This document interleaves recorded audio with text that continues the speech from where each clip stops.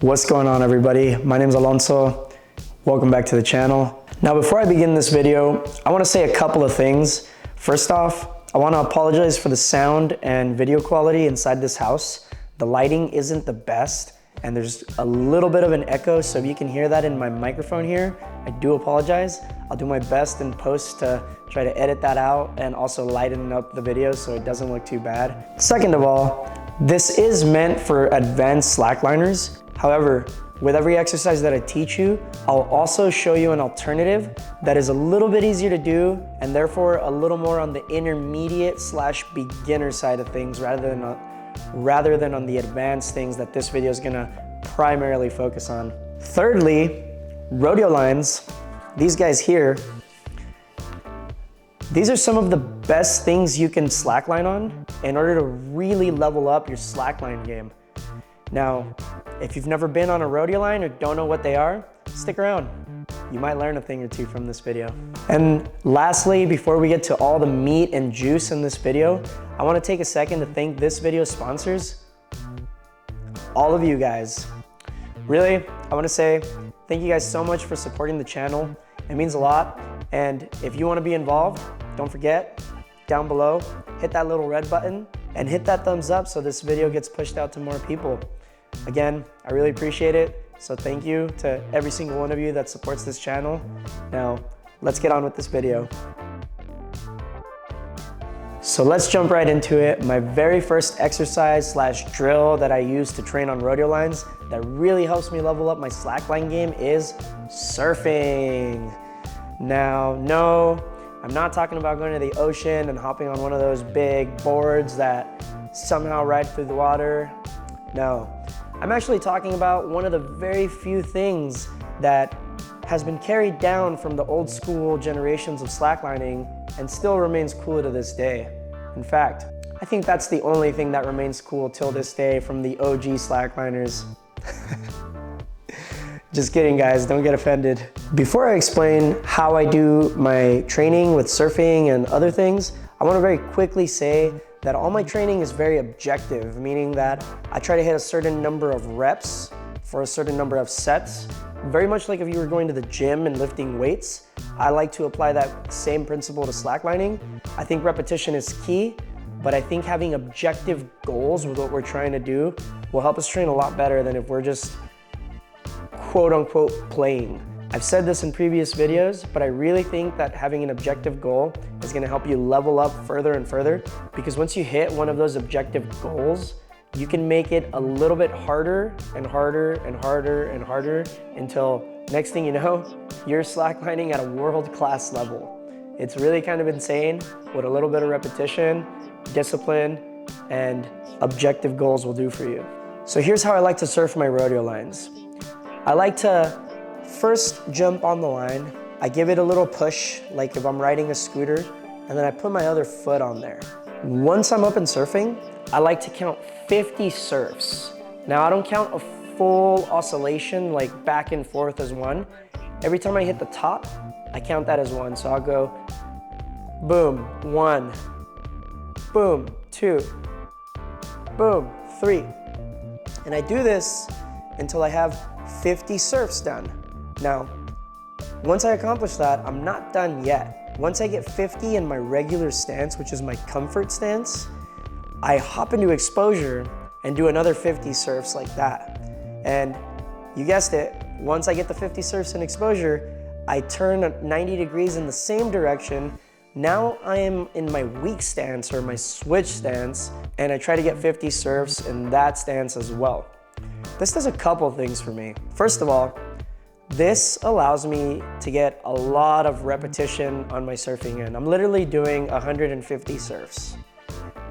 And second of all, this allows me to train mentally, because I'm going to sidetrack the story here a little bit, but if you've ever been on a big highline and you've got into those last 100 or the last 50 meters and you really start to feel that anxiety of, oh my gosh, I better not fail right now, I'm so close.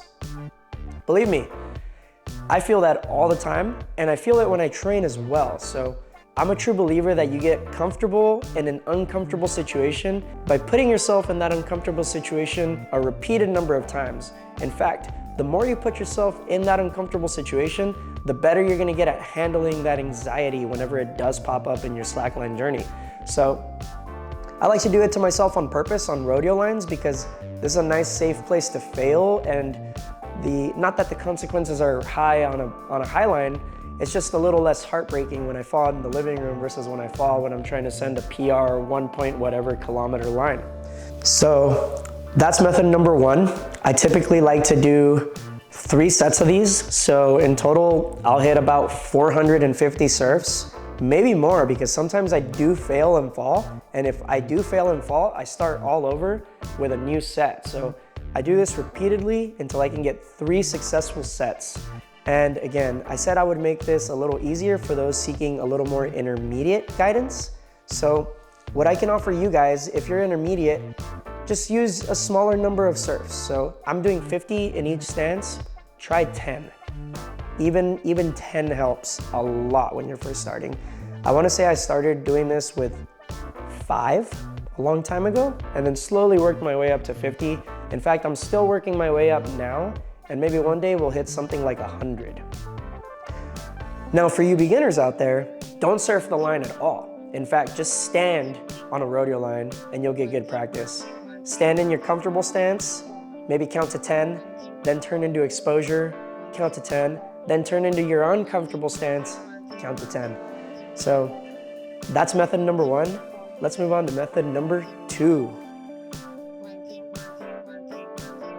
For my second favorite drill / exercise that I like to do on rodeo lines in order to train, I like to surf the line while I'm sitting on it. So one really easy way to do that is to just put it on your butt, put 1 foot on there, drop in like a half pipe.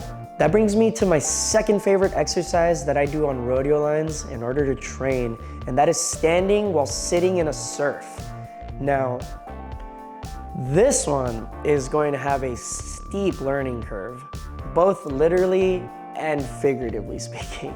It can be a little bit intimidating, and remember, with any of these exercises, it's always a good idea if you have one to use some sort of crash pad or mat in case you fall, so you don't hit the hard tile like we have here in this house, or you don't hit the hard grass if you're doing this out in the park. So one thing I see, especially with beginners on high lines, is if a beginner falls, they're going to climb back up on their leash, sit on the line, and you're gonna notice, especially with the very, very timid ones, they will not attempt to stand until the line is 100% calm. Now, in my honest opinion, I think this is a really bad habit to form because it teaches you that you can't take that next step until everything is perfect. And I think that's really, really false. I think even when things are a little unstable or moving or jerking, you absolutely have the ability and the skill necessary to stand up. And that's why I think this exercise is really important. So what we're gonna do, we're gonna take the line, we're gonna sit on it while it's surfing, and then at the top of one of the surfs, we're gonna stand up. Now, I know this is gonna be really, really tough and really, really intimidating. Now, like I said, if you need to use a crash pad or some soft mats down below, please, by all means, make this as safe as humanly possible. I aim for 10 successful stands. However, I do it on each side. You're gonna find that when you try this exercise, you definitely have a favorable side.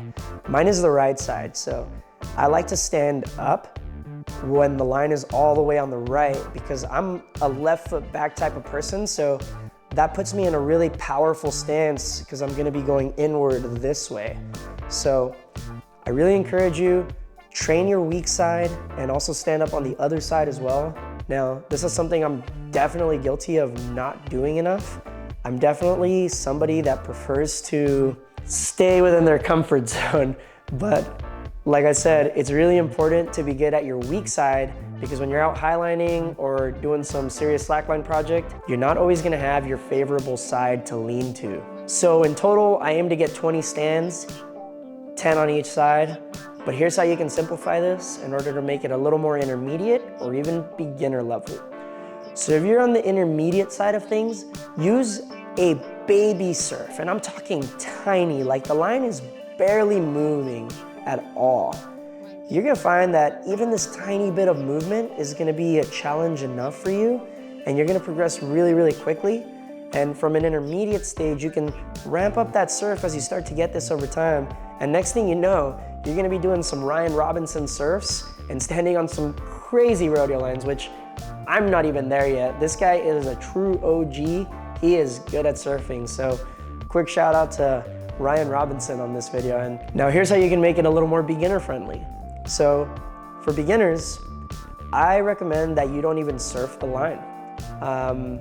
Most people are taught to just stand on rodeo lines without ever starting on them. So if you're a beginner trying to get into the space of training on rodeo lines, practice your sit starts. Just stand up 10 times on a rodeo line. Try your weak foot first. So if you normally stand with your left foot on the back, try switching that up. I think you're gonna find that that is a lot tougher than you think it's gonna be. So that's training exercise number 2. Let's move on to the third and final exercise that I like to train on rodeo lines. So my third and possibly my most favorite of the 3 training methods that I use on this rodeo line here is to throw a blindfold on. Blindfold slacking is one of the most underrated slackline tools you have available to you, and it's really easy. All you have to do is throw something over your face. Heck, I mean, it's your training. Use the honor system and simply close your eyes. I like to just throw the blindfold on, and I will admit, blindfold slacklining is something that I don't have a ton of experience in, so I consider myself even a little more on the intermediate side. So I'm gonna tell you what I wanna get to first, and then I'll tell you where I'm currently at. So for the advanced method, I want to surf blindfolded on the rodeo line. I think that would give you a really good sense of where you are in space, because without that focal point and knowledge of where you're actually surfing, you're doing this 100% by feel. Now, imagine mastering surfing on a rodeo line blindfolded. Imagine what that's gonna do to your highline ability. It's just gonna skyrocket, absolutely skyrocket. So I really advocate for blindfolded slacklining, no matter the case. Now, again, just like the other ones, you maybe wanna use a nice pad underneath to make sure you don't fall and accidentally twist your ankle, because if you're wearing a blindfold and you fall, you can't really spot the ground anymore. That's the advanced method. Now I'm gonna talk to you about the intermediate and beginner ways that you can do this, which is kind of more so where I am. So I throw on a timer and I try to stand for an entire minute blindfolded. Now, if I can get a minute, great. I do that 2 more times and then I call it a day. And I even play a little bit in exposure. I even play a little bit with switch. Pretty much the exact same things that I do for my other training techniques, but blindfolded. Whew. I'm seeing blurry after that blindfold. So anyway, that's it for this video. Those are my 3 favorite training exercises to do on a rodeo line like this. And I really like this because if it's windy outside, if it's raining, if it's too hot, if it's too cold, this is a great way for me to stay in good slackline shape from the comfort of my own home. So if you have the space available, I highly recommend you install an indoor rodeo line. And if not, don't even worry about it. Go outside, rig a rodeo line between 2 trees in the park, and have a blast. Let me know what you think of these 3 training tips down in the comments below. As always, love you guys, and I'll see you on the next video.